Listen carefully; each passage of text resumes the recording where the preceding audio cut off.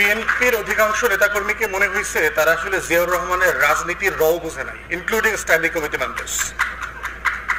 জিয়াউর রহমানের রাজনীতি করে আপনাদের একটা স্লোগান আছে না, এক জিয়া লোকান্তরে, আপনারা দেন না প্রতিদিন, লক্ষ জিয়া, রিয়েলি দ্বিতীয় আর একটা জিয়ার নখের লোক একটা তৈরি হয়েছে আপনাদের দলে। তো এই স্লোগানটা কেন দেন আপনারা? একটা মিথ্যা স্লোগান না যারা এই রাজনীতিটা করেন? আমরা যারা জিয়াউর রহমানকে নিয়ে পড়াশোনা করেছি, আমি তো জিয়ার রাজনীতি করি নাই, কিন্তু আপনারা যারা জিয়ার রাজনীতি করেন, আপনারা যে বলছেন লক্ষ জিয়া লোকান্তরে, কই আসলে জিয়া কোথায়? জিয়া কি চুরি চামারি টাইপের লোক ছিল? লুটপাট, বাটপারি, করাপশন এই টাইপের লোক ছিল? মানুষের হক নষ্ট করে খাওয়া এগুলো করছে? করে নাই তো। তাহলে বিএনপির রাজনীতির এই জায়গাটা দেখেন। দ্বিতীয় একটা স্লোগান আপনারা দেন, আমরা সবাই জিয়া সেনা,